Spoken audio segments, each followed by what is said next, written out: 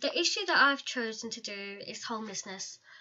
There are many ways to define homelessness, such as living on the streets, friends, no fixed shelter, temporary accommodations, somewhere that you have no legal right to stay, such as a squat, hostels, B&Bs. Over 100,000 children are affected and are living in temporary accommodations in the UK. But how does it affect them? Health. Over 70% suffer physical health problems. This includes respiratory issues, joint and muscle problems, stomach problems. They may also lack of vitamins. Also, some may be facing mental health. This is a huge crisis as many of these individuals are going through emotional trauma and stress. Some of the individuals' family members may also contact drugs and alcohol. This is because they may want to get over stress or to cope. Education. This affects their development delays, therefore they may fall behind in academics. Poverty alone is enough to reduce IQ and education attainment and an increased school dropout. They may also face challenges where they could not afford school supplies and equipment. Accommodation. When families are forced to move into a temporary accommodation, their health suffers too, and it is often that they are living in a poor living condition that impacts them physically and mentally. The Children's Act 2004 helps to build and support effective services for young people, children and families. The aim of the legislation is to improve the well-being. Therefore, it enables local authorities to financially fund them.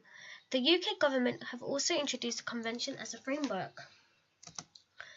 Sarah is 9 years old and is constantly moving from one place to another. Sarah and her parents are currently living in a B&B. Her parents are also unemployed and alcoholics. Sarah usually meets a former neighbor for food or little money as she faces issues of bullying and name-calling at school. And she faces challenges where she cannot accept herself by the way she looks and behaves. I'll be linking this to the Bronfenbrenner theory. Level 1 is the minor action where the child's family is contacted. This is also called the microsystem. Level 2 is who is involved. This is when social services, family members, teachers work together in order to fulfill the pies of the individual. This is also called the mesosystem. This then varies to the exosystem, which then legal services contribute in order to meet the pies. Level 3. This is the macrosystem. This involves laws and legislation such as Children's Act, the Safeguarding Vulnerable Groups Act, and Children and Families Act. An organisation called Barnardo's help different services in need for children. They make sure that every child is heard, listened to and advised by adults and other members. They help young people, children and families to access safe accommodations and support in their tenancies. They also have an active outreach and support team that search young people and children and provide them with shelter and food. Barnardo's also advocate in many different ways. For instance, campaigning. This is effective because it raises an awareness of the issue and it educates and changes public perceptions behavior.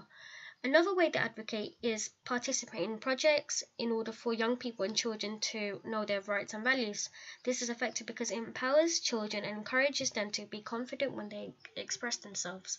This will help out Sarah, and because this will make her more confident, and the organisation is very effective when it comes across homeless families and with children.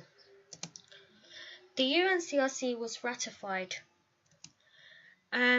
Also, according to the Article 3, adults should do what's best for you, in Sarah's case. Also, Article 6, you have the right to life. Article 9, you have the right to live with your parents unless it's bad for you. Article 12, you have the right to state an opinion and to be listened and taken seriously. Article 24, you have the right to have the best health possible and medical care information. Article 26, you have the right to get help from the government if you are poor or in need. Article 27, you have the right for a good enough standard. Article 28, you have the right for education, and these are the references and book readings. Thank you for listening to my presentation.